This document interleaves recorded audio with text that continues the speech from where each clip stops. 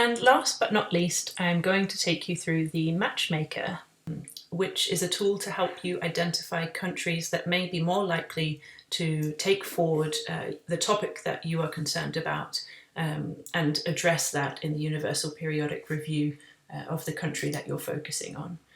So if we select a country here, the first thing that happens is we get presented with a list of which countries make recommendations to Afghanistan and whether or not those countries actively engage in the UPR. The colour key shows that the lightest colour is the least and the darkest colour is the most. And if I click open France, for example, I can see that France has attended the reviews of 100% of UN member states. That means that they attend the UPR review sessions of every other country. And actually, in this case, France has made 19 recommendations to Afghanistan, which is quite a lot.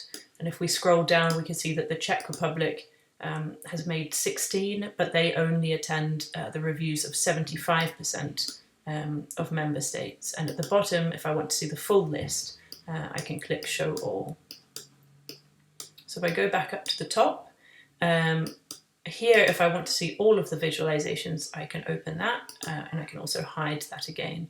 But the reason these two columns are grayed out is because I haven't selected a topic yet. So if I'm interested in Afghanistan and digital rights, then I can see that the order of countries changes. Now, if you want to know more about these sorting options and what they do, you can click the Learn More button over here, and you can see descriptions about each of those and what they prioritize, and also labels describing what each of these columns mean. But I'll take you through that today.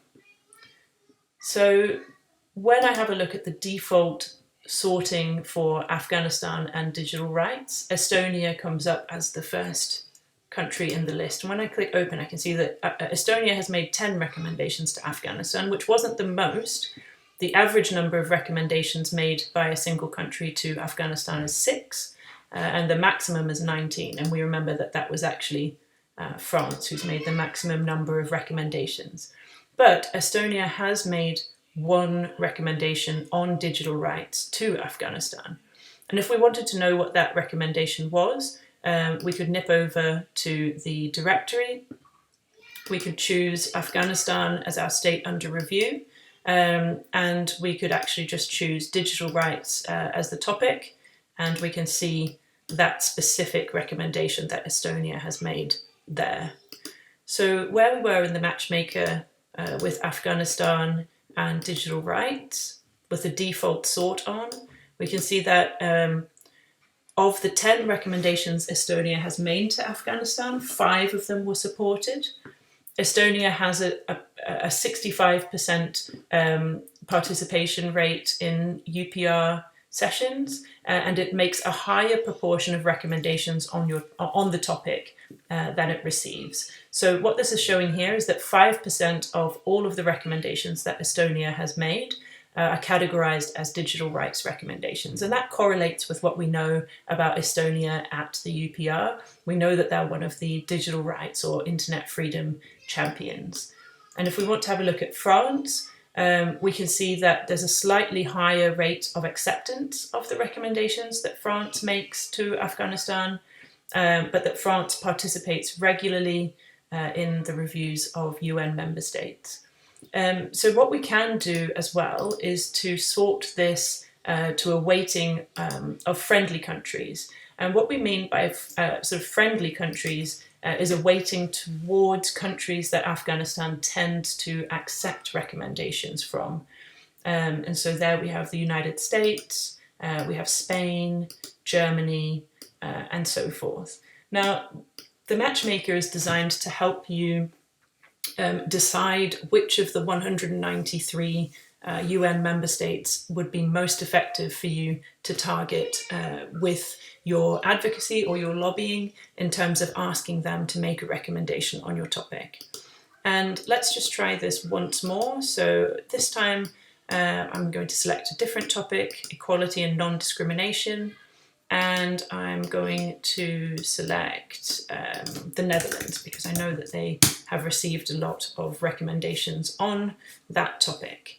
If I'm interested in knowing which countries tend to make more recommendations on equality and non-discrimination than they receive, I can have a look in this column, and I can see here that Argentina is quite interested in not only that topic, but in making recommendations on that topic to the Netherlands. But what I can see here is that of the recommendations that Argentina has made to the Netherlands, only 50% of them were supported. So I would like to know if the recommendations Argentina made to the Netherlands, specifically on the topic of equality and non-discrimination, were supported or not supported. So I'm going to go over to the directory again and search for the recommendations that Argentina has made to the Netherlands. And I can see here that equality and non-discrimination, here's one from cycle 2, and that was supported by the Netherlands. And so one of the things I would do if I was a civil society organisation or an advocate working on this issue is that before I set up a meeting with Argentina to talk about the current state of equality and non-discrimination, I would review their performance since the previous review session on this topic. And so I would take a look here at the topic, see both of those recommendations, and here I can see that in cycle 2, Argentina's recommendation on equality and non-discrimination was supported, but when they made a more specific recommendation about equality and non-discrimination in the most recent cycle, it was not supported. And so those two things would give me, as an advocate, something that I could follow up on, that I could report on, and that I could include in a stakeholder submission or an NGO report to the Universal Periodic Review process for the next cycle. And that's actually one of the things that we haven't looked at so far, which is in the country profile. So if I was interested, for instance, in doing advocacy or lobbying to get recommendations made to the Netherlands, I could come to the country profile page and have a look at the timeline. So the last UPR session for the Netherlands was in 2017, and the next session will be in 2022. So that's quite a long time, but there are lots of things that you can do along the way to make sure that you can have the most impact when the next UPR session is upcoming. So at this point in the timeline, I should be having a look at the recommendations that were received by the Netherlands in 2017, assessing their implementation or non-implementation of those recommendations, and starting to build out the draft of a report that I could make in 2021 ahead of the next cycle. And just remember, you can find us on Twitter anytime. You can email us with any questions you have about using the tool. We'd love to help.